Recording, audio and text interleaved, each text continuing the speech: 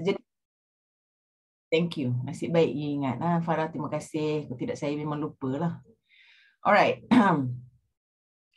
So, seperti biasa, kalau ada soalan boleh angkat tangan je dan bertanya, ataupun gunakanlah chat box tu untuk bertanya. Saya akan membuat beberapa perkongsian hari ini. Ada beberapa tool yang saya akan kongsi. Jadi bila ada coaching session nanti, kalau ada soalan boleh tanya masa tu. Untuk contoh-contoh dalam bisnes tuan-tuan dan puan-puan. Hari ini saya tengok semuanya puan-puan, semua awet-awet aja. Okay, so mari saya kongsi saya punya screen. Untuk pengetahuan semua, kenapa saya buat sesi ini, sebab kadang-kadang, bukan kadang-kadang, saya ada 35 coachee bawah saya. Dan penatlah bila kena bercakap 35 kali benda yang sama lah. Jadi tujuan saya ada sesi ni supaya saya boleh sebenarnya kurang bercakap benda yang sama. Itu tujuan saya adakan sesi ini. Jadi saya harap puan-puan yang ada dekat sini, sebab saya tengok semuanya puan-puan. Oh, ada seorang, Khairul Anwar. Sorry tuan.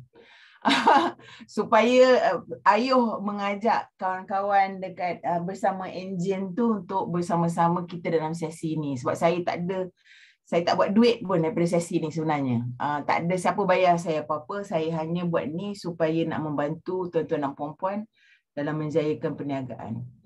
Okey, semua nampak slide saya? Nampak. Nampak. Alright, okey. So, saya akan ulang kaji beberapa benda sebab saya sebenarnya bila saya berkongsi, saya nak pastikan yang kita nampak apa kita panggil the big picture. Okay? Sebab konsep-konsep dalam perniagaan ni sebenarnya dia tidak berdiri dengan sendiri. Dia tak ada silo, dia tak ada macam ada sempadan. Dia tak ada sempadan. Kadang-kadang dia ada sempadan yang sangat kabur.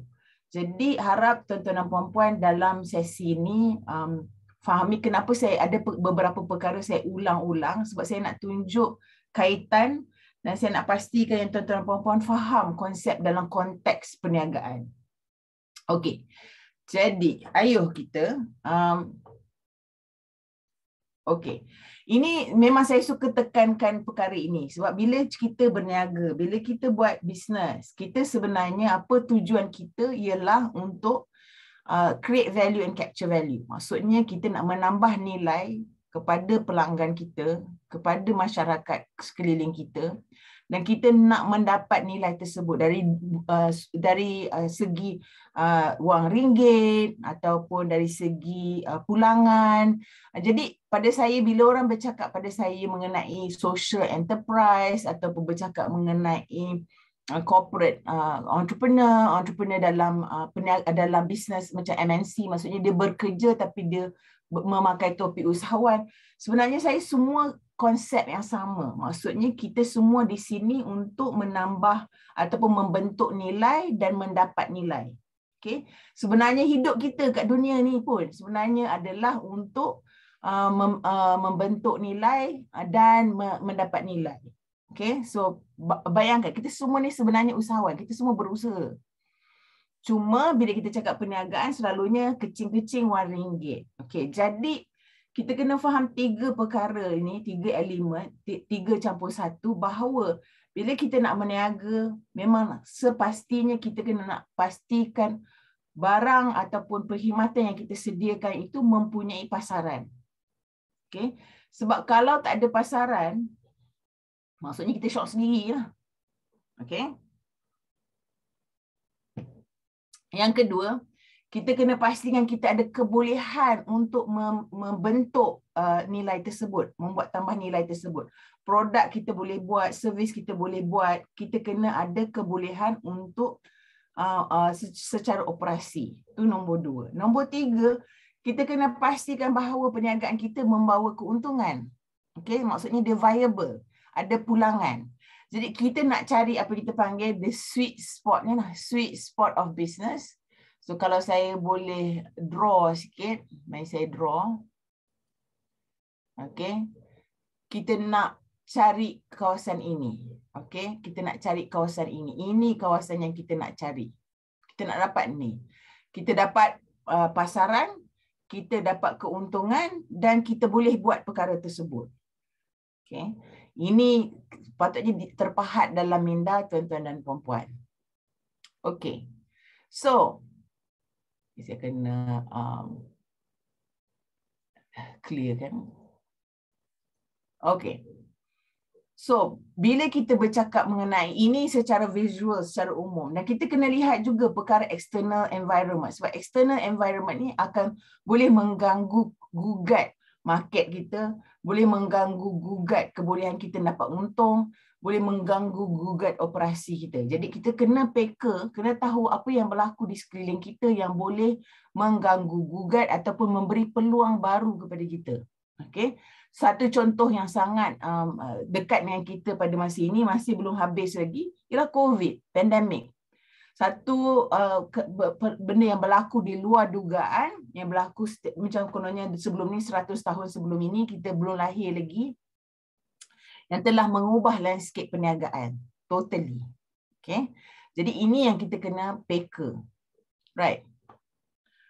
Jadi itu konsep yang saya memang sentiasa akan ingatkan tuan-tuan dan puan-puan, dan di mana kita berada, macam saya sebut selalu, kitaran hayat perniagaan, fokus kita berbeza-beza di mana kita dalam kitaran tersebut. Okay? Jadi kalau kita start up, kita masih lagi mencari pelanggan, kita masih lagi nak validate, kita masih nak cari traction. Okay?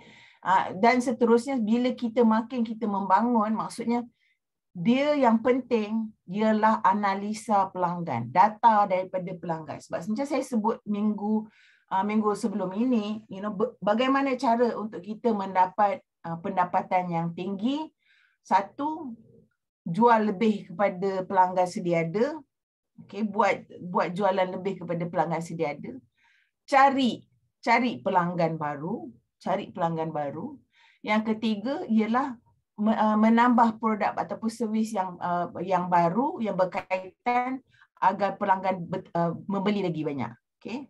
So ini 3 perkara, 3 cara. Secara asasnya itu 3 perkara kita nak menambah pendapatan, ialah dengan produk berbeza, pelanggan yang sama, ulang-ulang, kira kitaran hayat barangan kita pendek, dan ketiga ialah pelanggan baru. Okay. Jadi andaian saya kepada semua dekat sini, bisnes lebih kurang daripada 5 tahun. Okay? Jadi pada saya selalunya kurang daripada 5 tahun, dia dari segi just start up kepada pre-growth. Okay? Kalau staff kurang daripada 5 orang tu memang pre-growth lah maksudnya. Okay? Jadi andaian dekat sini masih lagi mencari pelanggan. Okay? Jadi kat sini ni sebabnya hari ini saya nak berkongsi dengan tuan-tuan dan puan-puan mengenai pelanggan. Apa perkara yang kita patut lihat dan apa perkara kita patut fahami agar kita boleh menambah pelanggan baru, boleh menjual lebih kepada pelanggan sedia ada. Okay? So, ini satu perkara yang agak mungkin pada setengah orang high level lah dia kata. Tapi pada saya tuan-tuan dan puan-puan memang dalam situasi masih lagi menerokai pelanggan. Maksudnya still exploring. Okay? Still explore sebab rata-rata saya rasa kebanyakan tuan-tuan dan puan-puan masih lagi belum production 100%. Kalau ada pun production nak dekat 100%, sale masih lagi tak stabil. Okay? Itu maksudnya tuan-tuan belum lagi dapat ikan paus. Tuan-tuan masih lagi ikan bilis, ikan kembung macam tu. Okay, dan belum tahu lagi ikan kembung, ikan bilis tu macam mana. Okay.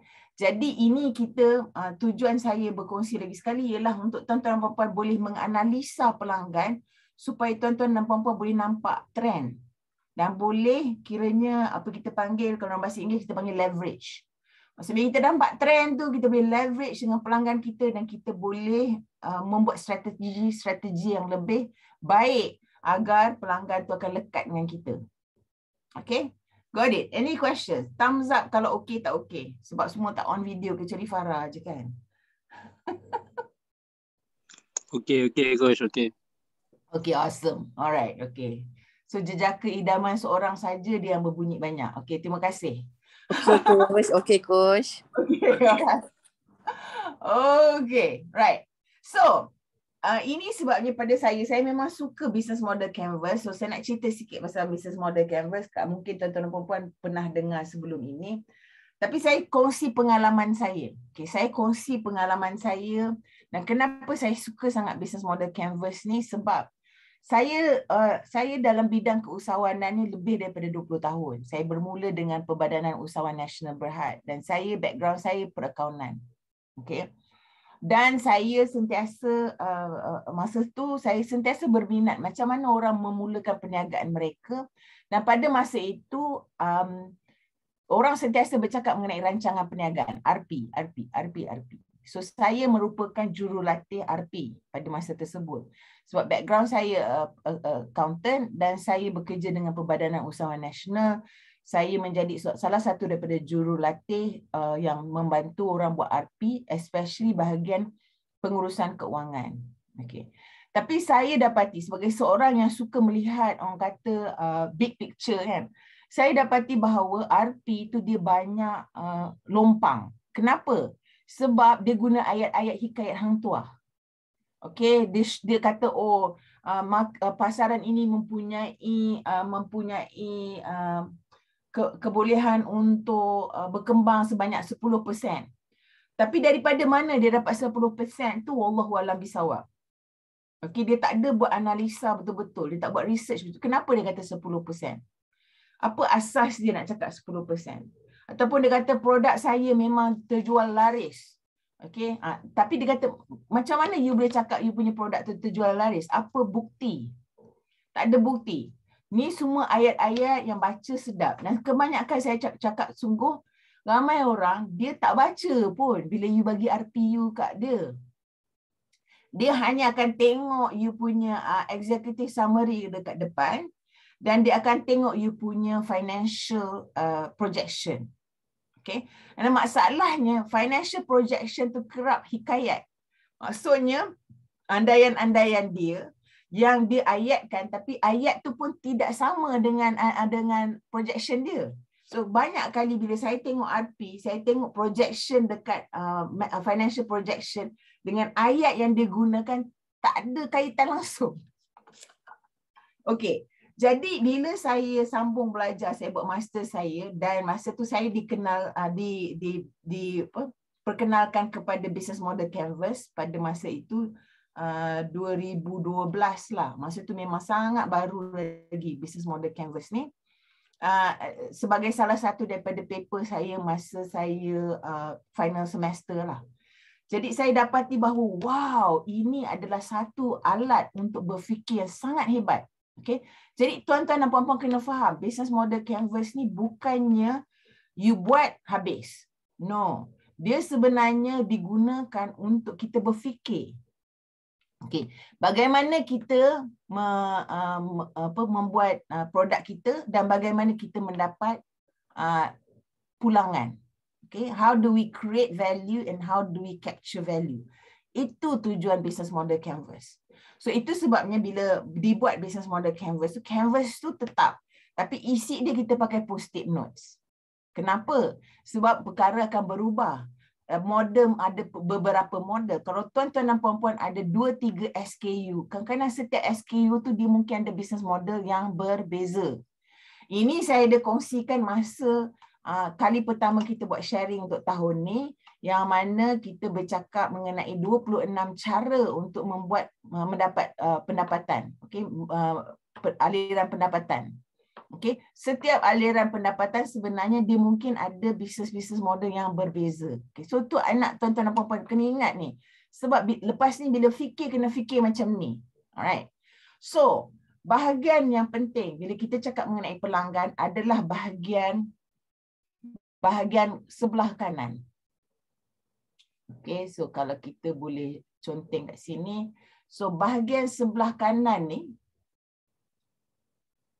adalah bahagian mengenai pelanggan. Okay. Yang diterapkan, okay, masa Alex Oswalder tulis pertama kali ini, Alex Oswalder tulis Business Model Canvas ni diterapkan daripada thesis PhD dia sebenarnya. Dia buat organizational management, office management, organizational management. So dia come up dengan Business Model Canvas ni, dan masa mula-mula dia hanya buat canvas ni, tapi dia dapati ramai orang tidak faham. Okay, sebab dia memang agak high level sikit. Jadi apa dia buat? Dia follow up dengan satu lagi canvas, iaitu Value Proposition Canvas. Canvas yang ini. So sebenarnya canvas ini dengan canvas ada kaitan. Canvas ini dia menceritakan bahagian ini, value proposition you, itu dekat sini. Okay, value proposition dia kat sini. Dan customer segment tu sebenarnya yang sini. Okay. So dia ada kaitan. Dia bukan dua canvas berbeza yang tak ada kaitan. Dia ada kaitan. So kadang-kala saya suka buat value proposition canvas ni sebelum saya go into business model canvas. Terutama sekali kalau tuan-tuan dan puan-puan hendak bercakap mengenai pelanggan. Okay. Ada soalan so far? Okay, alright. So saya terus ya. Kalau senyap tu maksudnya aku nikahkan dikau, macam tu. Saya setuju menerima lamaran. Saya nak tanya. Okay, sure. Value tu maksudnya separuh tu untuk customer ya? No. Yang ni semua customer. Sorry. Yang bulat tu customer. Oh, okay. Okay. Terima kasih, Puan. Bila Farah tanya terus terperanjat, terus keluar daripada. Sorry. Tak ada. It's okay. Saya je terusik. Okay, I akan explain in detail. Okay, so let's look at you punya value proposition canvas. Let me share. Mana share button?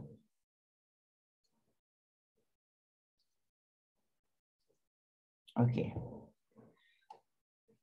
So value proposition canvas sebenarnya you buat untuk setiap segmen. So dia sama juga, dia canvas ni dia tak berubah, yang berubah isi dia. Okay, yang berubah isi dia.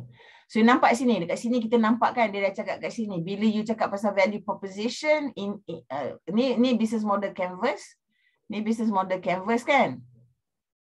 So dia kata ini value proposition, ini bahagian value proposition. Ini bahagian customer segment, ini bahagian customer segment. Nampak?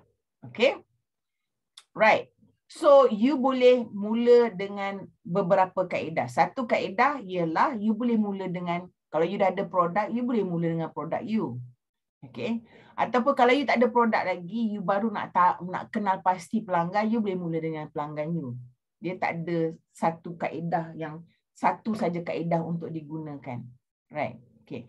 Cuma as I said, dia kena pecah kepala sikit lah. Okay. Kerja ni memang kena berfikir. Okay. Dan kita kena tahu bahawa apa yang kita kena fikir tu, tuan-tuan dan puan-puan kena tanya diri sendiri, ini betul ke ataupun ni andaian kita? Okay. Macam mana nak tahu betul ke tidak? Betul tu ialah berdasarkan kepada information, maklumat kita dapat daripada perniagaan kita. Okay. Kalau tuan-tuan dan puan-puan dah ada bisnes lebih daripada setahun, semua maklumat ada dekat you punya POS, point of sales. Semua maklumat tu ada dekat point of sales you. You dah tahu produk mana yang paling laris. You dah tahu produk mana yang ramai orang beli. You tahu produk you mana yang paling banyak untung. You tahu produk you yang mana paling tak laku. You tahu produk mana yang you dah cuba tapi tak ada orang nak. Okay, so you dah ada maklumat tersebut. Jadi you nak kena petakan dia supaya you boleh tahu, okay, produk ni siapa beli? Siapa beli produk ni? Okay, so you petakanlah apa produk dan servis Dan you kata siapakah pelanggan yang you nak tengok. So you mungkin ada satu produk, ada dua, sekurang-kurangnya 2 customer segment yang beli. Okay, so you nak kena petakan lah. Okay, kalau you ada produk, contohnya kita ambil contoh kedai kek lah. Kita ambil kedai kek lah. Okay, so kedai kek, I bagi contoh kedai kek, satu kedai dekat bukan kedai kek, kedai kopi lah. Kedai kopi dekat Sungai Rengit. Saya memang suka sangat kedai tu. Memang menarik. Kenapa? Sebab kedai tu dekat entah mana-mana. Tapi orang datang hujung minggu penuh je. Okay, tapi dia uludong entah mana. Kalau you tak tahu, you tak tahulah. Okay. So dia jual kopi, dia jual minuman, dia ada jual makanan semua. Memang KL punya tahap, tapi dekat Sungai Rengit. Kalau siapa-siapa tak tahu Sungai Rengit tu kat mana, silalah Google. Okay, dan you tahulah betapa cun dia kecil dia kat tempat dia, jauh kat tepi tu, kat bawah tu, kat tepi laut. Right. So, tapi dia tahu pelanggan mana yang dia nak tarik, dia nak datang dekat kedai dia. Okay, dia tahu jalan dekat kawasan, dia dalam tengah-tengah perjalanan daripada Singapura dan Johor Bahru ke Desaru. Okay. Jadi dia punya segmen pelanggan ialah mereka yang daripada luar Sungai Rengit tersebut yang datang nak bercuti di Desaru. Okay. Mungkin orang Singapura, mungkin orang daripada Johor Bahru, mungkin orang daripada KL. Itu dia punya segmen yang dia lihat. Okay, so dia tak hadap orang yang duduk kat Sungai Rengit tu. Okay. Bukanlah kita, it's not, okay, so jangan rasa macam, oh dia ni like mengada, or you know, it's not about that. Dia tahu orang yang daripada Singapura, orang daripada Johor Bahru, orang daripada KL yang datang, orang daripada luar Sungai Rengit mampu untuk beli barang dia. Jadi dia fikir macam tu. So dia bukan kisah kelas ke apa, itu tak penting. Yang penting tu mampu tak mampu nak beli barang dia. Okay, tu nombor 1. Jadi dia tahu, okay, sini dia kata produk dia minuman kafe, kopi, teh, minum fruit juice, and then dia ada makanan-makanan ringan, dia ada kek dan sebagainya. Itu produk dan servis dia. Dan apa customer segment yang dia kata orang luar daripada Sungai Rengit. Dan dia adalah dia punya, so dia ada dia punya what do you call it, demographic dia. Okay, apa jobs yang customer tu buat? Customer tu pergi dekat situ untuk bercuti. Okay. Jadi bukan tujuan utama mereka untuk datang ke kafe dia. Bukan tujuan utama dia. Tapi tujuan dia hanya singgah saja kat tempat tu. So happen kafe dia dalam perjalanan. So dia nak menarik orang yang singgah. So jobs yang orang tu nak buat ialah, hey, turis, orang yang daripada luar daripada Sungai Rengit yang datang untuk bercuti di Desaru dan kawasan sekelilingnya. Okay, tu pelanggan nombor 1.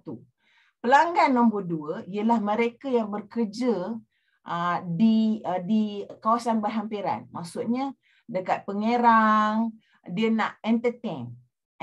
So company, syarikat-syarikat yang nak entertain client. Itu dia punya second segment. So dia ada 2. So dia punya value proposition canvasnya ada 2. Satu untuk turis, kedua adalah untuk corporate yang datang untuk entertain. So ada tempat yang sesuai, yang cantik untuk entertain. Jadi dia kata kat situ apa dia gains dengan pains. So dia akan cakap lah untuk turis dapat, okay, satu perkara yang unik dekat tempat tu, kafe tersebut, dia memang betul-betul tepi laut.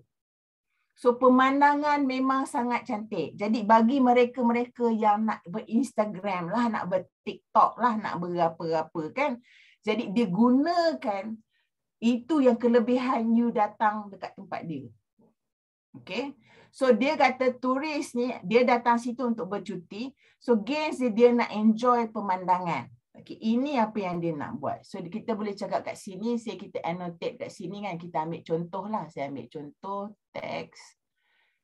Saya ambil contoh dekat sini. Saya cakap ini adalah pelanggan luar bercuti. Okay. So ini sangat umum, general, terlalu umum. So sebenarnya bila you bercakap dia bercuti, You bukan nak sebarang-sebarang orang yang bercuti. You nak orang yang mampu bercuti dan membayar makanan kat situ. Jadi sepastinya you nak mereka yang mempunyai sekian pendapatan. Berapa RM pendapatan? Okay. You nak maybe umur. You kena tahu umur dia berapa tahun. Okay. Sebab mungkin mak-mak, you know, saya ni kira macam mak-mak you all lah kan. Tapi I tak naklah mengaku. I rasa macam mak I takkan pergi tempat-tempat macam tu. Sebab dia kata Allah makanan barat. You know.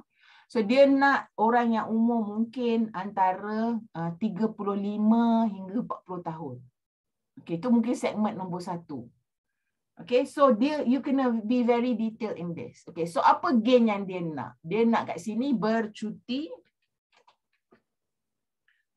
Bercuti dengan nyaman. And then dia cakap mungkin grup yang ni dia suka pemandangan yang cantik. Nak pemandangan. Okay.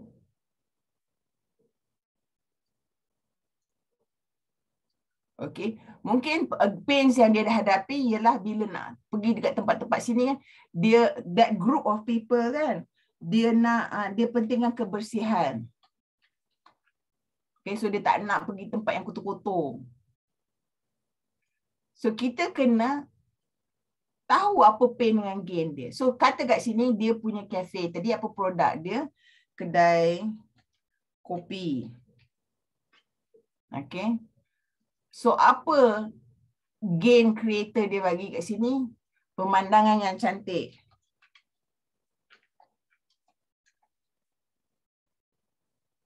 Okay. Okay. Pain relievers dia boleh cakap kat situ. Okay. Menu comprehensive. Okay, dan seterusnya. Okay. So, ini apa yang dia buat. Saya bagi contoh, ini kafe yang sedia ada. Ini apa yang dia buat yang daripada dia dah bisnes setahun lebih. So, ini apa yang dia buat daripada andaian dia, dan bila pelanggan datang, dia confirm andaian tu betul atau tidak. Okay. So, bila dia dapati betul, dia teruskanlah. Dia teruskanlah. Tapi kalau dia rasa, oh sebenarnya yang datang ni lebih ramai orang daripada Singapura, daripada orang Malaysia, jadi dia akan ubah strategi dia. Okay. Ada soalan? Kita chat.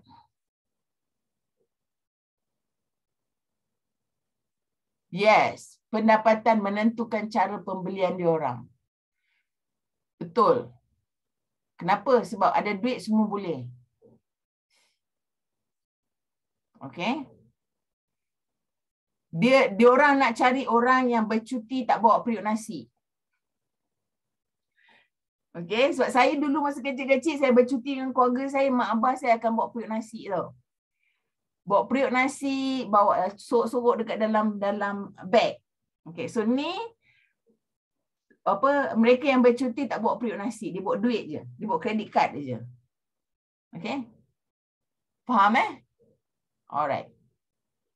So, let me clear this. Okay, so ini gunanya canvas ini, right?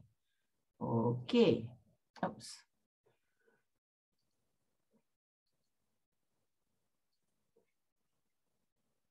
So, macam mana kita nak guna, macam saya sebut tadi kan, saya bagi satu contoh kan, tapi macam mana secara detail nak guna kan. So, satu kaedah ialah kita buat apa kita kata problem solution fit. Kita kenal pasti pelanggan. Kita kenal pasti apa masalah yang dihadapi. Apa keperluan dan kehendak mereka. Dan you buat tambah nilai you. Okay, so you cari pelanggan dulu. You andaikan pelanggan-pelanggan ni mungkin ada mempunyai masalah-masalah tertentu. Lepas tu you padankan dengan you punya value proposition. Nilai tawaran you. Okay, saya bagi satu contoh. Salah satu contoh isu yang sekarang kita hadapi dekat Malaysia dan sebenarnya satu dunia ialah generasi yang makin tua. hayat yang panjang, tapi dia lah maksudnya lebih ramai generasi berumur daripada generasi muda. Dan dia hidup lebih panjang daripada dulu sebelum ni, you know. So, itu satu pelanggan yang kita kena pasti. Kita nak cuba untuk penetrate segmen pelanggan yang memerlukan perkhidmatan mereka yang contohnya macam Mak Ai lah. Mak Ai 83 tahun. Right. So you kata apa masalah yang dihadapi oleh mak saya seorang wanita, duduk seorang, umur 83 tahun, duduk di bandar. Okey, apa masalah-masalah yang dihadapi? Okey, salah satu masalah yang dihadapi ialah dia tak boleh nak pergi beli barang seorang-seorang dan dia tak pandai tak pandai shop online. Maksudnya grocery ni dia tak percaya nak beli online. Okey, itu dia punya pain lah, dia punya pain. Jadi kita boleh padankan dengan tawaran nilai, maksudnya ada satu syarikat ni dia buat apa, dia panggil bukan Grab tapi dia panggil macam makcik assist dia panggil macam tu. So ni semua wanita-wanita menjadi orang yang peneman kepada orang yang lebih tua. So mereka ni dalam umur yang macam dalam umur 30-an 40-an yang masih kuat lagi, tapi mereka tidak bekerja dengan orang lain, tapi apa dia buat kerja dia ialah tolong bawa makcik-makcik yang umur 80-an ni 70-an ni pergi ke pasar, pergi ke farmasi, sebab dia punya value proposition is selamat. Okay, so ini satu kaedah yang you ada pelanggan and then you fitkan, you bagi tawaran nilai. Okay. Yang kedua, so product market fit. Okay, so product market fit ni ialah you nak pastikan bahawa produk you fit dengan market yang you kena pasti. Okay, dia react positively. So bila you dapat you punya product market fit, then you boleh continue. Maksudnya solution dengan problem tu ada traction, maksudnya market yang cukup besar. Okay, saya bagi satu contoh. Ada satu kisah ni, memang I think Farah pun was in that webinar. Nasi lemak Salihah, ada this one kawan dia bercakap mengenai dia nak jadi franchisee untuk nasi lemak Salihah. Tapi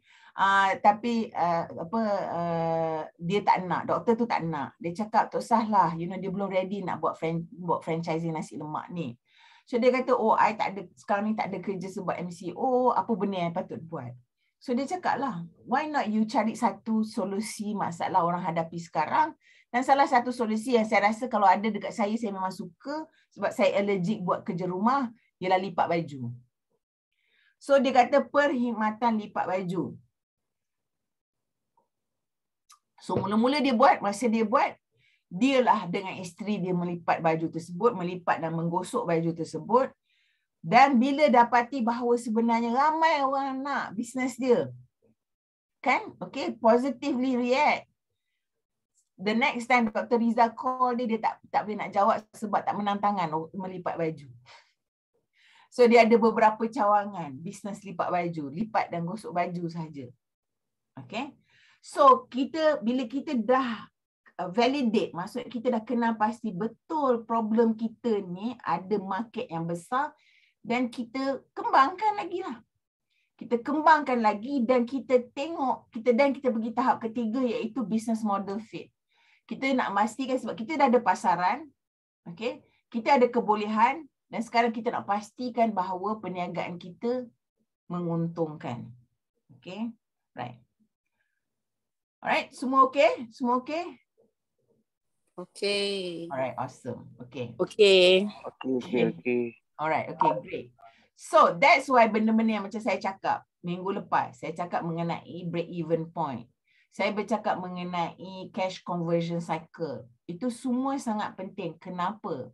Dia akan kita akan membantu kita untuk melihat dari segi pelanggan mana yang akan menggunakan produk dan servis kita.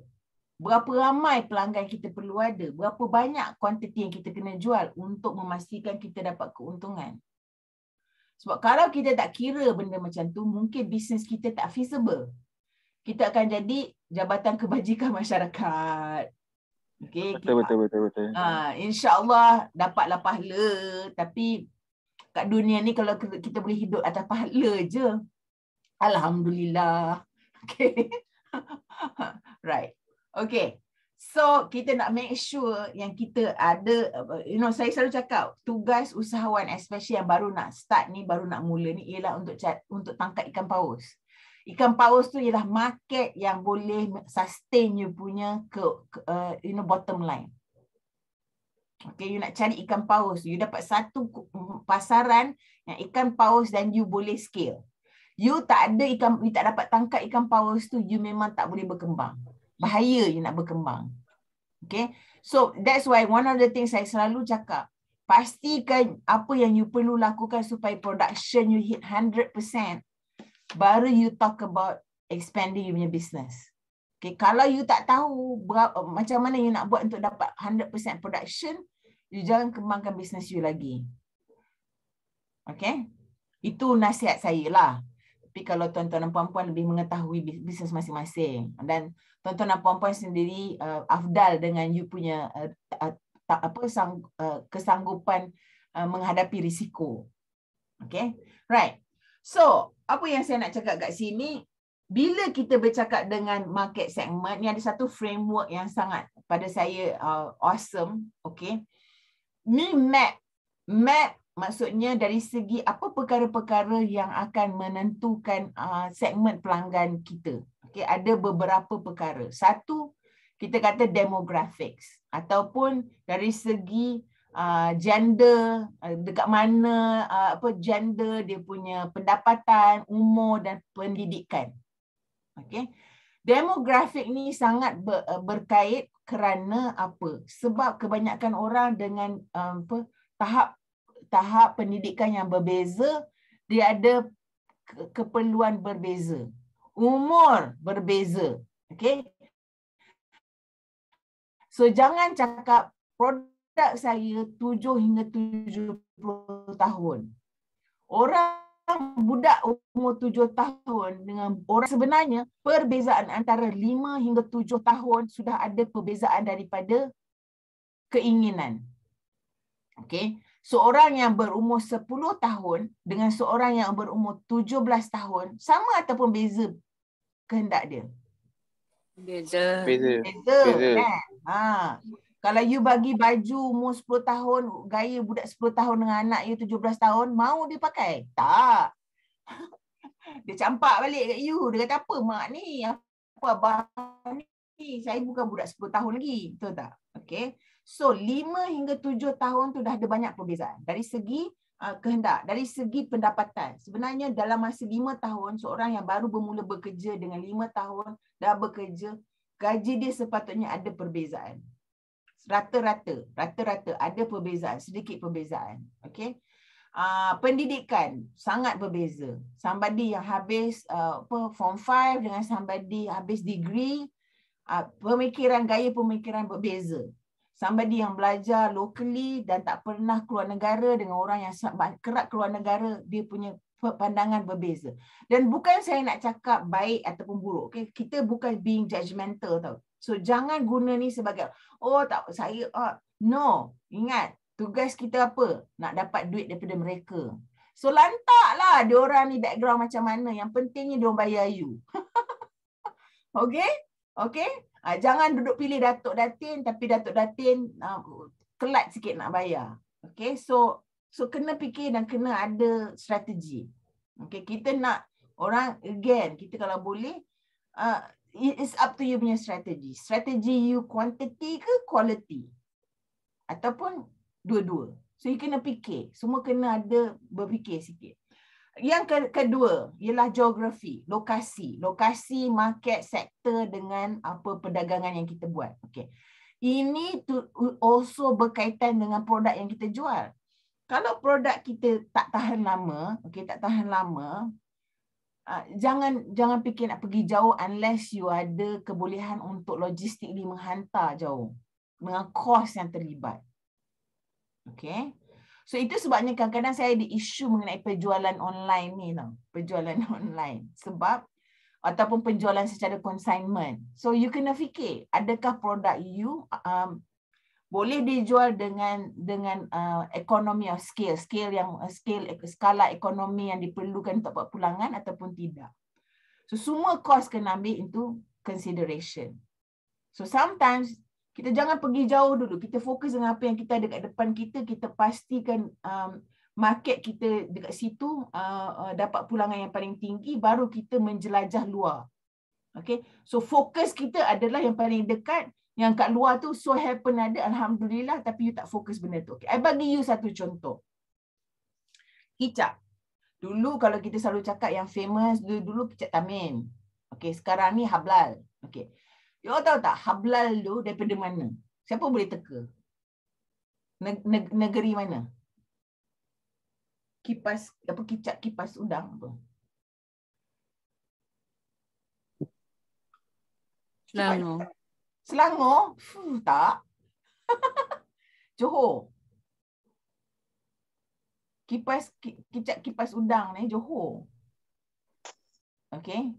Dan dia memang bermula PKL kecil-kecilan, okay. Tapi sebab orang suka kicap dia, sebab kicap dia tu lemak dia lain daripada, dia tak masin tau, dia macam lemak-lemak sikit. Jadi dia bermula, dia hanya jual kat Johor je. You nak keluar KL masa tu susah nak dapat. Okay. Sama juga, saya bagi satu contoh, ni famous husband saya punya favourite, nasi lemak royal. Dekat mana dulu? Dia hanya ada dekat kedai dia dekat berhampiran dengan Pekan Rabu, satu row dengan HSBC dekat Alustar. Okay. Tapi sebab ramai orang daripada Alustar ni tiba-tiba teringin. Dia orang pun buka lah cawangan dekat KL. Okay. Saya tahu kenapa, sebab husband saya dulu kalau balik kampung, masa sebelum kahwin dengan saya dan lepas kahwin saya kan, dia punya family akan beli banyak-banyak sejuk buku dalam freezer, bawa balik. Lepas tu bagi-bagi macam emas dengan adik-beradik. Okey? Sebab ada permintaan. So dia tak terus melangkau membesar. Okey? So siapa-siapa yang kata tiba-tiba boleh melangkau besar ni semua, saya akan cakap good luck. Okay, selamat maju jaya. Okay. Jadi geografi sangat penting. Kita kena tengok. Okay. Seterusnya purchase behavior. Okay. Masa bila orang beli? Okay. Kebanyakan kita selalu masa perayaan. Kalau masa biskut-biskut, kuih raya, jahitan. So masa bila dia selalu beli? Adakah dia ikut cuaca? Adakah dia ikut musim? Macam durian kan, sekarang tengah musim durian kan, tengah musim cempedak kan. Okay. Apa keperluan untuk orang beli? Okay. Apa jumlah selalunya orang beli masa tu, dia beli jumlah banyak mana? Okay. Dan betapa sensitifnya dengan harga. Adakah harga tu memainkan peranan yang besar? Okay. So that's why sebenarnya you tengok, contohnya kan, you tengok dekat Shopee kan. Shopee tu sebenarnya dia recycle aja. Okay, every time dia buat promotion kan, dia sebenarnya 77, 11, 88 kan. Dia promote barang berbeza-beza. Tapi idea dia ialah dia nak orang pergi, bila ada double digit tu je dia orang akan pergi beli barang. So dia nak apa orang kata, menyebabkan you all ni macam apa ayat dia? What's the word I nak cari? Dia macam khayal. Addicted. Jadi khayal. Bila tujuh-tujuh je Shopee. Lagu dia pun sungguh-sungguh menyakitkan telinga, membingit kan. Okey.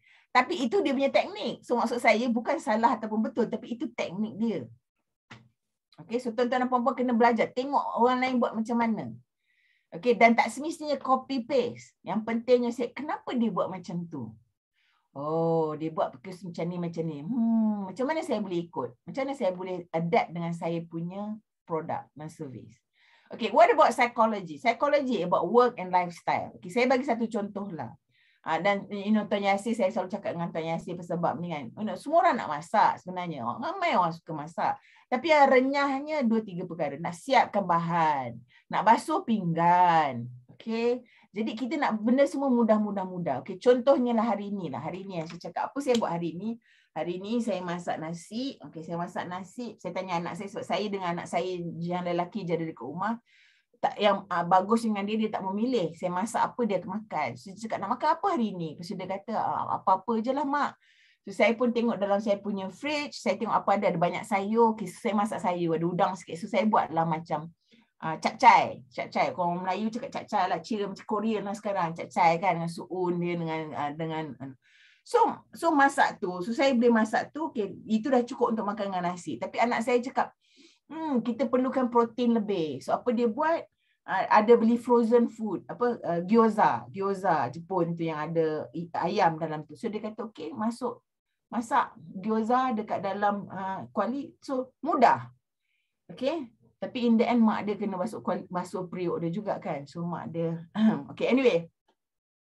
Work and lifestyle. Kita bekerja. Wanita pun bekerja. Jadi dia nak sesuatu yang mudah dan cepat. What about personality? Okay, personality traits, interest dan value. Sangat penting untuk kita tahu. Jadi, apa yang tuan-tuan dan puan-puan perlu lakukan ialah buat mapping ni. Okay, dah ada pelanggan. Tuan-tuan dan puan-puan yang dah ada pelanggan ialah untuk kenal pasti. Dan sebenarnya ada beberapa cara nak kenal pasti. Satu tu kita pantau lah. Kita tengoklah dia. Kita tengok atas bawah. Kasut apa dia pakai. Baju apa dia pakai. Berapa banyak dia beli. Okay, so kita analisa daripada situ dan you akan dapat feel pelanggan tersebut. Dan you boleh cakap berapa ramai orang kategori tu mas beli produk saya ataupun mengambil perkhidmatan. So ini semua about observation. Sebab kalau you nak bayar orang, sebenarnya ada agensi, maksudnya agensi pribadi, swasta ataupun kerajaan yang kerja dia memang kumpul maklumat ini. Ini masalahnya duit. Kecing. You nak suruh dia cari maklumat tersebut, you kena bayar dia. Okay, so kita tak mampu nak bayar orang ketiga untuk buat kerja ni. Okay, kita tak mampu nak bayar. Buat masa ni kita tak mampu nak bayar. Tapi kita guna dengan mata kita dengan engagement kita dengan pelanggan untuk find out. Boleh? Alright, so itu sebabnya bila buat promosi, buat pertandingan, sebenarnya everything tu sebenarnya nak collect maklumat. Okay, nak collect. Kita bagi membership tu semua nak collect maklumat daripada pelanggan. Dan collect maklumat tu untuk digunakan, bukan collect tu nak kumpul labuk. Okay, tuan-tuan dan puan-puan. Nak buat mapping ni. Then you boleh buat strategi apa produk lain you boleh jual, apa servis you boleh buat lagi. Ada soalan? Dan mesti tu ada 5 chat kat atas tu, mesti tengok apa dia kata. Nak marah cik. Standby shopping. Okay. Ya, memang dia buat senang ingat. Tu cara dia. Shopping, pipi. Saya pun boleh hafal. Walaupun saya tak beli sangat. Adalah beli benda kecil-kecil. Okay. Alright. So, because you nak menarik minat. Kadang-kadang jadi itulah khayal. Tiba-tiba dah klik. Payment tu dah terus kat handphone kan. Habis kau. Tiba-tiba kecing habis duit. Alright. So, ini detail. Nanti kan ada satu artikel, Farah nanti saya akan suruh Farah share. So, ini ada benda-benda yang you boleh tengok. Is it you punya B2C, maksudnya you direct dengan pelanggan? Is it B2B, maksudnya you dengan bisnes lain? Okay. Kalau you dengan bisnes lain, bisnes apa tu? Sama ada, contohnya ada 1-2 kat sini, dia bisnes dia berkaitan dengan corporate. So, corporate macam mana? University, MNC, GLC, syarikat SME macam mana. So you kena tahu market you kat mana. So Malaysia, international, kita tak payah cakap lah Selangor ke, Meru ke, Shah Alam ke, okay, apa dia. So ini semua kita kena tahu. Okay, so age and life stage ni, this is why pada saya you kena tak boleh umur tu lebih daripada perbezaan 5-7 tahun. Kena lebih. Maksudnya, kena kurang daripada 5, maksudnya contohnya 20 dengan 25 tahun, 25, 27 tahun, lebih kurang macam tu. Dia in between that age lebih kurang sama. 27 sampai lebih kurang 35, tu dia punya umur dia lebih kurang group macam tu, grouping macam tu. Okay. Ini soalan. So ni penting untuk tuan-tuan dan puan-puan. So I nak apa yang you all boleh buat ialah bila you ada database tu, you buat pola tersebut. Tengok pemetaan tersebut pelanggan you banyak dekat mana. Okay. Sebab tuan-tuan dan puan-puan semua dah ada bisnes. Okay. Nak tanya soalan. Sure. Saya Datul dari Sabah yang tentang boleh jelaskan lebih lanjut tentang price sensitivity. Okay, price sensitivity. Maksud price sensitivity tu ialah bila naik harga je dia akan tukar brand. Okay, naik harga je dia akan tukar beli dengan orang lain. So dia sensitif dengan harga. Okay, contohnya kalau minyak masak, katalah minyak masak kan. Kalau selalunya dia beli minyak masak brand ni, okay, tiba-tiba minyak masak ni naik harga, dia tak kisah pasal brand tersebut, dia akan beli yang lebih murah. Itu price sensitivity. Okay. Tapi kalau contohnya macam orang-orang, macam saya bagi contoh yang ekstrim lah, Apple kan, orang-orang Apple ni kan. Bukan Apple buah Apple telefon. Okay, Apple telefon, Apple gadget, right? Okay. Dia tak kisah harga turun naik ke tidak, dia beli je sebab dia sangat taksub dengan, saya maksud taksub ni bukan negatif maksud saya dia sangat berminat dengan brand tersebut. Okay, so dia tak sensitif dengan harga. Okay, macam contohnya saya pencuci pinggan yang saya suka pakai Sunlight. Okay, so saya tak kira harga Sunlight tu naik turun, saya akan beli Sunlight. Kenapa? Sebab Sunlight tu dia tak kasar. Dia bila you pakai, macam contohnya yang lain tu kan, you kena pakai glove lah sebab tangan akan jadi kasar. So saya Datuk menjawab soalan? Yes, sir. Menjawab. Alright, okay. Thank you for the question. So you kena tahu, because nanti saya akan bincang sikit lagi, okay? Alright. So, ini ada satu customer persona yang akan membantu tuan-tuan dan puan-puan. So, saya akan bagi ni juga nanti sama ada esok pagi lah sebab hari ni saya penat sikit. Training pagi tadi, tadi kan. Sebenarnya mulut dah penat bercakap dah, tapi dah janji kan. So, kita ada kat sini lah bercakap lagi. So, ini customer persona. So, tuan-tuan dan puan-puan boleh guna customer persona ni untuk setiap persona segmen tersebut. Okay. So maksudnya tuan-tuan dan puan-puan boleh guna ni multiple, maksudnya untuk menerangkan apa dia andaian tuan-tuan dan puan-puan mengenai pelanggan tersebut. Okay. Saya bagi contoh dekat sini kan. Okay, kalau kita tengok dekat sini, kalau kita tengok yang atas ni kan, dia ada user, buyer, initiator, influencer, decider. Sebab pengguna pun ada multiple role. Okay, saya bagi contoh tadi mak saya kan. Mak saya nak beli barang, dia akan minta makcik assist ni tolong kan. Tapi selalunya dia tak pergi direct. Dia akan tanya saya, Safura boleh tak cakap dengan makcik assist ni, tolong mak nak beli, mak nak pergi sini. Okay. Jadi mak saya user, saya yang buyer. Okay. Siapa influencer? Influencer tu kawan-kawan dia kot. Kawan-kawan dia yang guna makcik assist. Dia kata, oh best lah makcik assist ni. Ada perempuan ni, dia sangat baik. Influencer lah kan. Jangan main-main. Orang tua-tua ni, dia banyak duit dan banyak pengaruh. Okay. Alright. So dia ada mungkin decider. Selalunya kalau orang yang memberi kata putus. Okay. So, boleh fill this up. And then boleh, so you boleh ada some ideas bila you bercakap mengenai pelanggan tersebut, apa yang mereka fikir, apa yang mereka rasa, apa mereka buat dan apa yang mereka nak buat. Okay. So dia merupakan lagi detail. Tadi kita bercakap mengenai ini kan. So ni canvas secara umum. Tapi ini adalah lebih detail. Maksudnya bila kita dah kenal pasti segmen mana kita nak masuk, kita boleh guna ni untuk validasi. Untuk test. Okay. Any question? Ada satu dekat chat. Saya tengok. Sama macam konsep ingkat. Yes, macam saya. Mak terasa nak pakai telekung Siti Khatijah. Siapalah nak beli. Tapi sebab dia cakap dengan hati yang kita tak tahulah. Cuma Siti Khatijah je buat andaian. Ini semua ayat-ayat copywriting lah. Daripada andaian-andaian dia. Okay, sebab telekung Siti Khatijah memang tak murah. Okay, dia memang mahal sikit.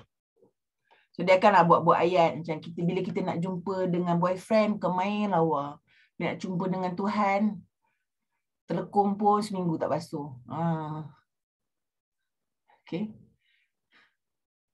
Mak tak sihat betul, macam susu Ensure. Okay, so dia tunjuk di iklan tu mak-mak dia semua sihat-sihat sebab minum susu Ensure. So kalau you notice time dia buat iklan tu sebenarnya masa prime time, masa berita. Okay. Susu anak semua masa berita sebab decider semua tengah tengok masa tu. Okay. Masa cerita-cerita pasal sanitary towel tu petang-petang, masa drama-drama, masa tu keluarlah segala ketiak putih lah. Nak putih lah. Rambut nak ikal lah. Sebab andaian dia daripada demografik, daripada penyelidikan mereka, ramai yang tengok masa tu adalah wanita yang target group dia. Okay. So teknik ni sebenarnya digunakan oleh semua company besar-besar. Ni bukan teknik yang saya cakap ni, saya saja suka-suka nak cakap. Ini teknik yang memang pakai oleh syarikat besar-besar. Okay. Semua apa dia buat, dia ada fakta dia. Dia nak cuba buktikan sesuatu. Okay. That's why dia buat tester. Okay. So bila dia buat tester dekat supermarket tu, dia bukan saja-saja buat tau. Dia akan tengok berapa ramai orang makan, berapa orang ramai test, berapa ada orang beli tak. Okay. And dia bayar tau. Satu orang yang jadi tester tu quite lumayan sebenarnya. Tapi you kena tak malu lah. Okay. Ada orang offer dekat saya dulu. Saya macam gelak lah. Saya kata, saya tak kisah nak buat, tapi saya tak buat kat Bukit Jelutong. Tak buat kat rumah saya lah, tak kawasan rumah saya. Jadi semua tanya. Ni tak ada kerja ke? Malulah pula kan kita. Walaupun sebenarnya saya pernah buat kerja-kerja macam tu. Okay, any question? So let me see. Siapa lagi ada komen? Masa bulletin utama. Farah je yang komen, orang lain tak ada komen apa-apa. Alah, okay. Okay. Boleh tanya? Okay, go ahead. Mengikut pengalaman Puan, kembali kepada luar bandar, yang kita tahu memang ada dari segi pendapatan pun terbagi kepada low, middle dan juga high income lah. Yeah. Dari pengalaman Puan, adakah kes yang betul-betul berjaya dari peniaga menjadi seorang usahawan di dalam kawasan luar bandar yang mampu dia kembangkan ke bandar dan juga ke seluruh Malaysia? Okay. Saya pernah jumpa ada. Dia start dengan RM50 je.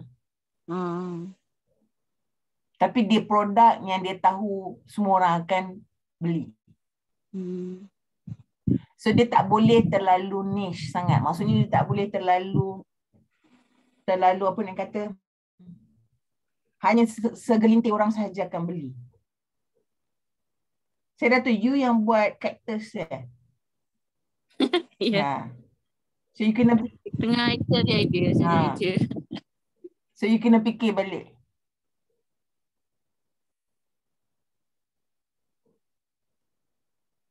Boleh, macam saya cakap boleh. Cuma what else you boleh buat? So you kena tengok dekat kawasan sekeliling you, satu. Apa sumber yang you ada sekeliling you yang you boleh buat. Okay? Sumbernya banyak tapi tak boleh bergerak. Maksudnya tidak ada kebolehan lah. Pasaran ada, kebolehan yang tak ada. So, kebolehan tu sebenarnya boleh didapati. Yeah. So, you kena ada rancangan macam mana you nak dapatkan kebolehan tersebut. Okay. Okay. Kebolehan tu sentiasa boleh. Pada saya kebolehan tu, okay, saya bagi satu contoh lah. Saya bagi contoh. Sebenarnya kebanyakan mereka yang jadi billionaire sekarang ni, yang jual yang even Bill Gates ke, ada a few lah IT yang memang famous. You know, kalau you tanya betul-betul diorang mula macam mana, diorang mula potong rumput je.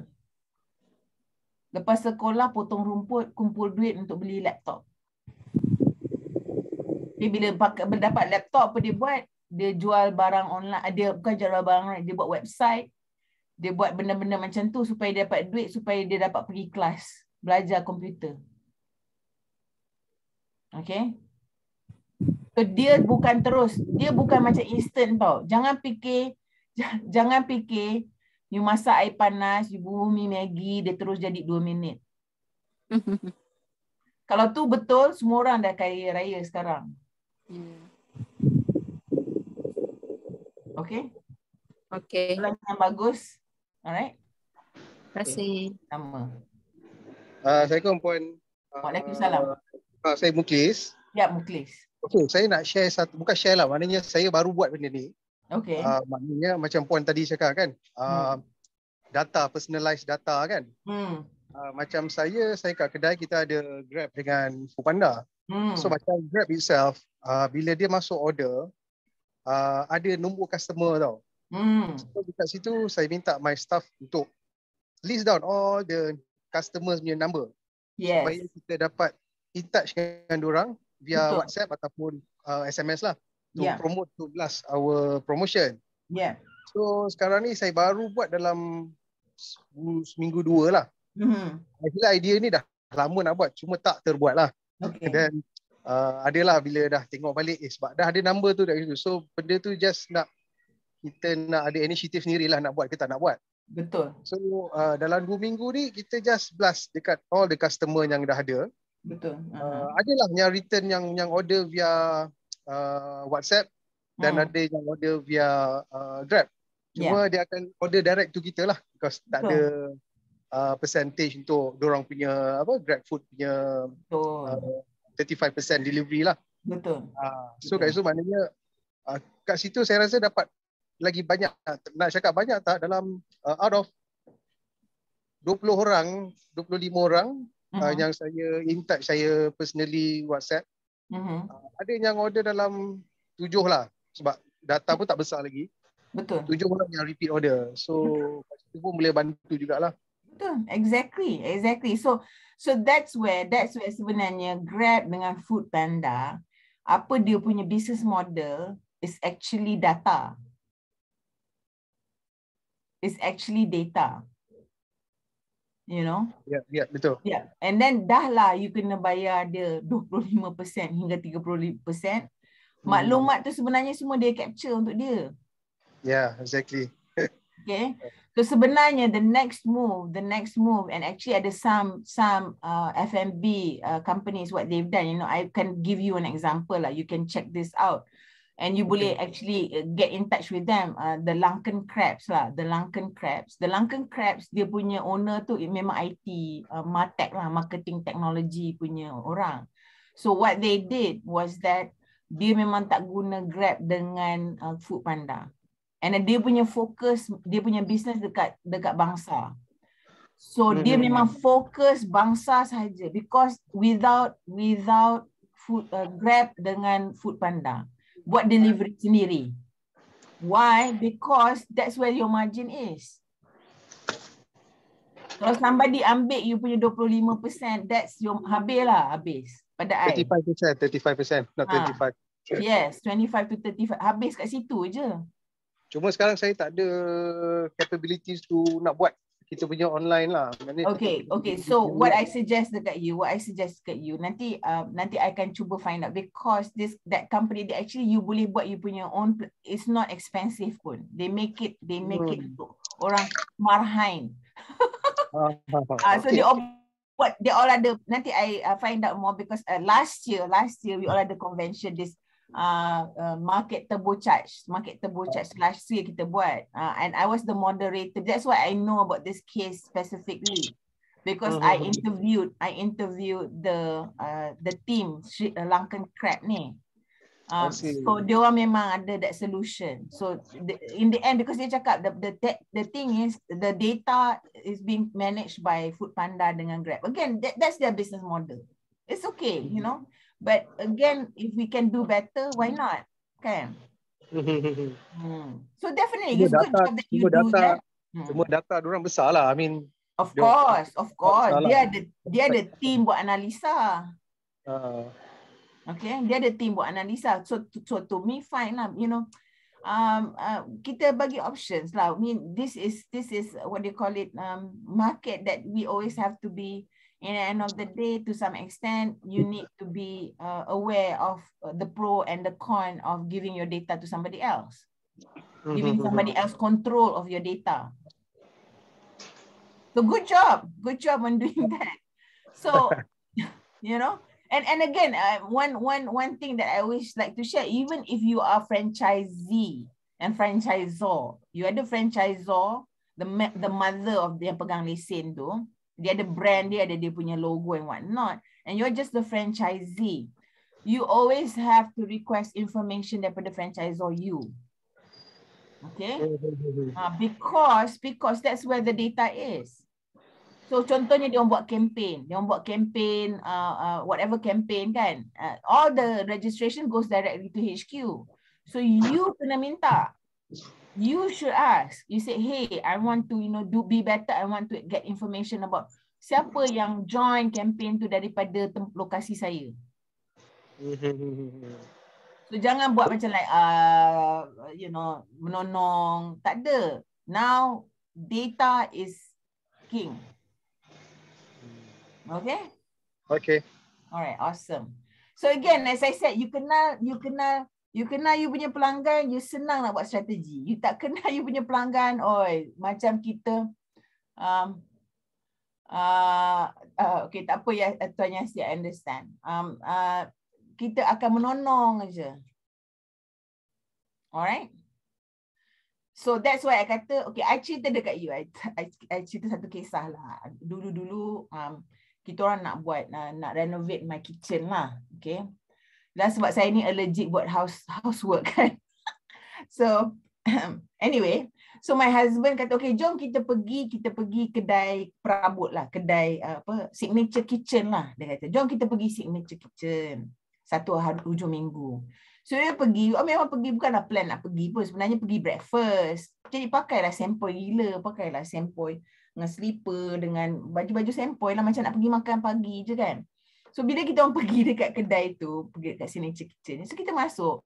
So definitely sales lady tu dia tengoklah you atas bawah, tapi dia pandai, dia layan dan dia hantar you sampai dekat pintu. Okay, kenapa dia hantar sampai pintu? Cuba teka, siapa yang nak tahu kenapa dia hantar sampai pintu? Anybody? Kenapa dia hantar sampai pintu? Halo. Tak tahu, Coach. I tak tanya you, Farah. Syaira, kenapa dia hantar sampai pintu? You agak, kenapa dia hantar sampai pintu?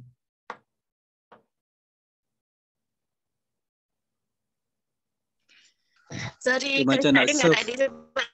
Dia macam nak serve customer dia kot, sampai customer dia keluar daripada premis dia. Okay, good answer. Okay, I nak tanya siapa? Nawa Najib. Kenapa dia hantar sampai pintu?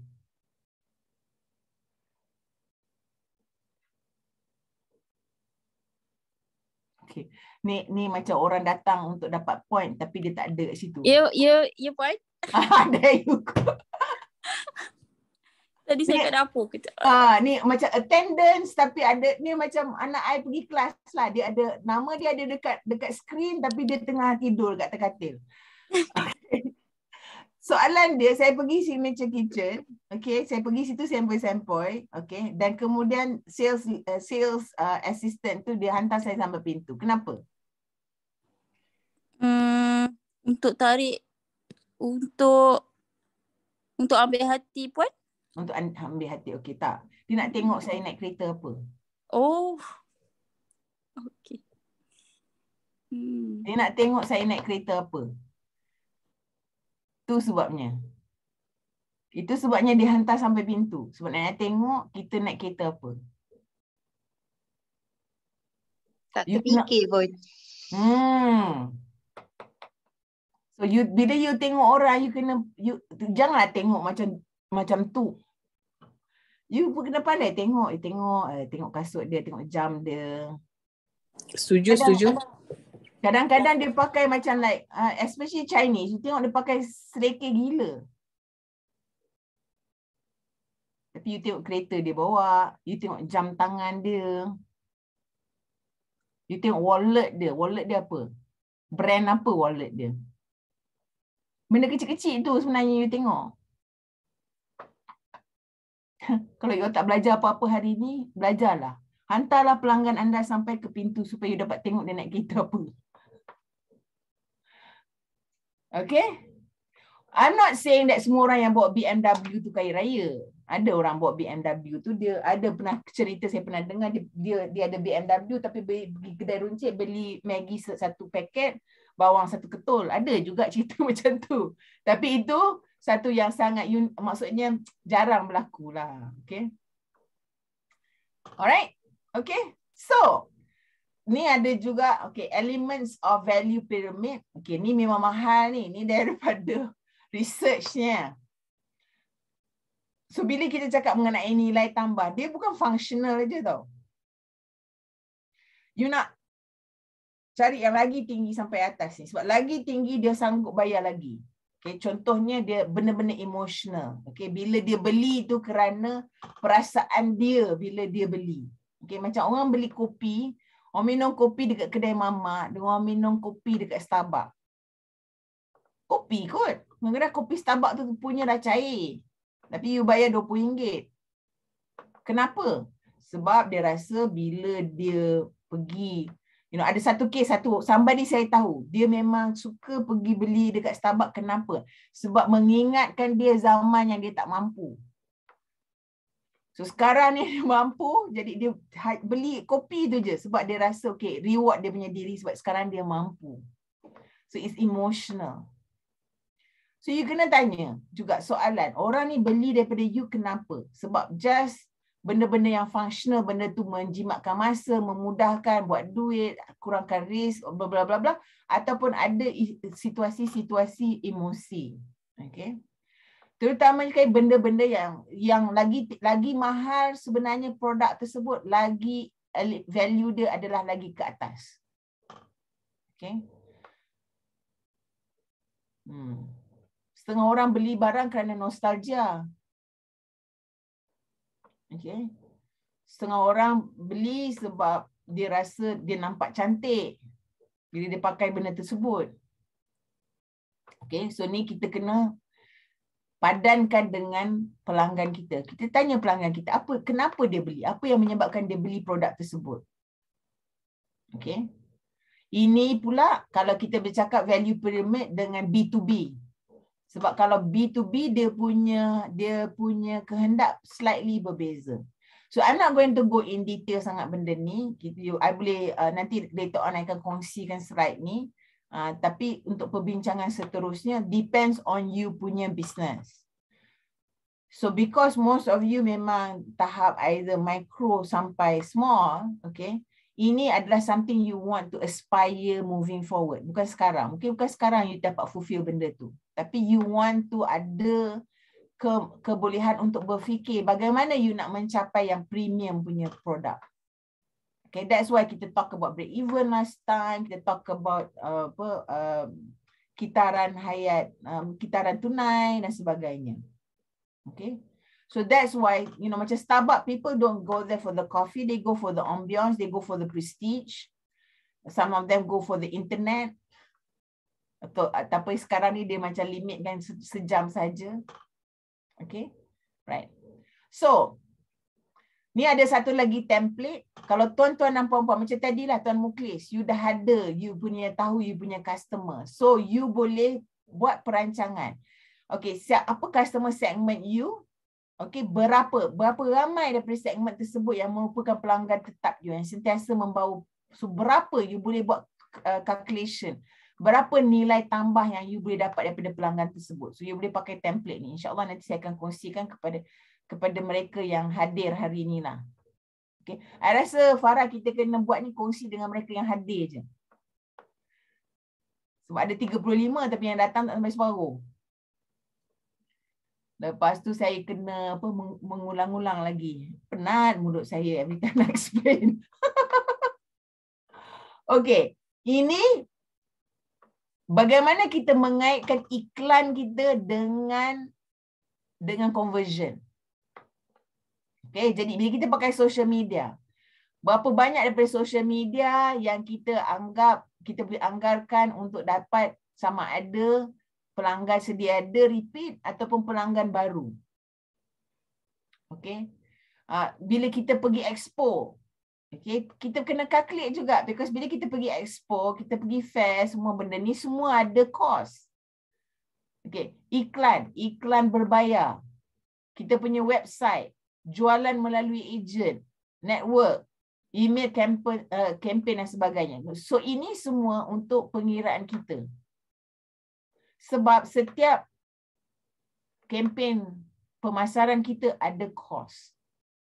Dan kita kena kira bahawa kos kita dapat pulangan yang kita nak tak daripada kempen kita.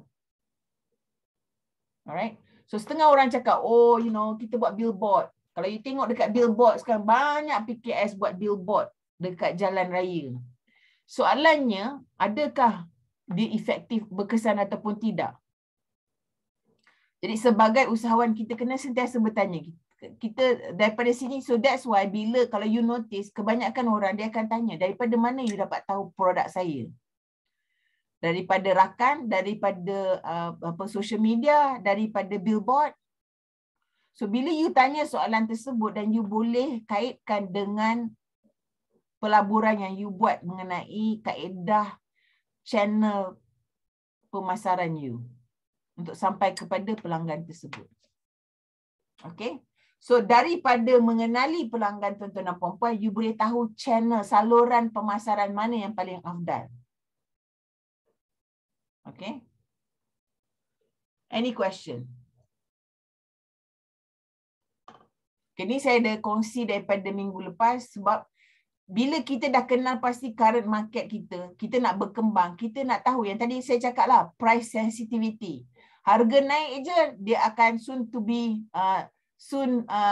non-customer. Maksudnya dia takkan jadi pelanggan. Kita naik harga je, dia tak jadi pelanggan kita.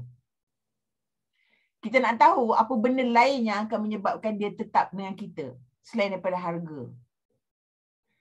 Ada yang tidak langsung mahu membeli dengan kita. Kenapa? Sebab dia tak percaya dengan cara kita buat bisnes mungkin. Dan ada yang kita tak explore. So ini bila tuan-tuan dan puan-puan tahu siapa segmen pelanggan dan kita boleh masuk kepada ini untuk berkembang. Yang first, kena cari current market dulu. Alright? Dengan itu sekian. Wabillahi taufiq wal hidayah. Ada apa-apa soalan?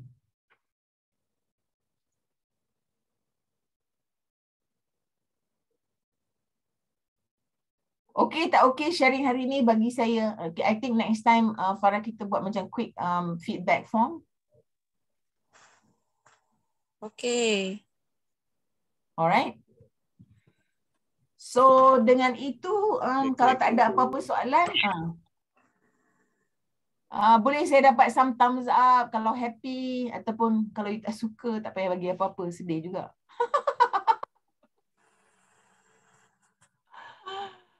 Thank you, thank you.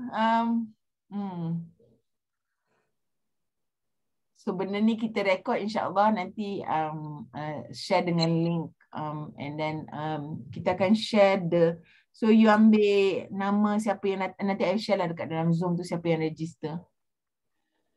And then you share the frameworks dengan mereka yang datang lah. Farah? Puan, saya nak tanya. Sure. Actually benda apa yang coaching ni sebab saya ada tanya hari tu dalam group tapi tak ada orang jawab. Okay.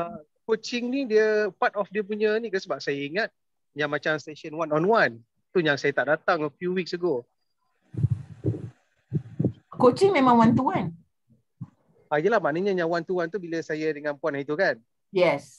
Tapi yang session yang ni kita panggil apa tadi? Webinar. Webinar ni memang part of the program ke? Sebab saya tak aware. Dia bukan part of the program. Ni saya yang nak buat. Okay. Alright. Understand.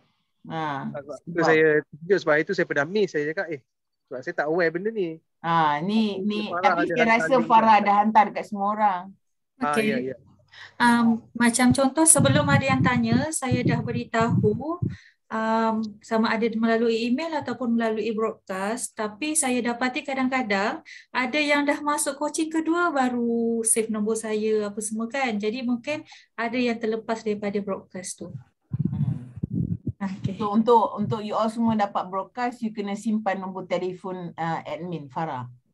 Kalau sekarang kita dah yang coaching yang keberapa? Yang webinar yang keberapa? Ya, ni yang ketiga kan?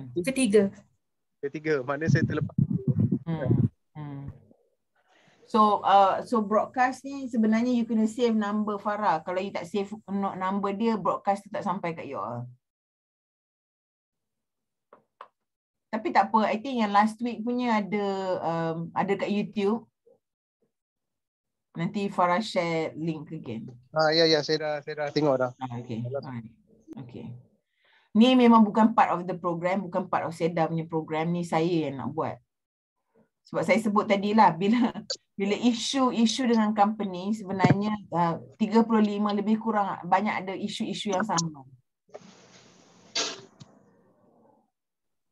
Jadi saya nak kongsi konsep-konsep supaya bila kita cakap pasal coaching tu, saya boleh zoom into konteks bisnes tuan-tuan dan perempuan macam tu. Okay, Tuan Mukhlis. Okay, saya akan stop recording ya. Okay.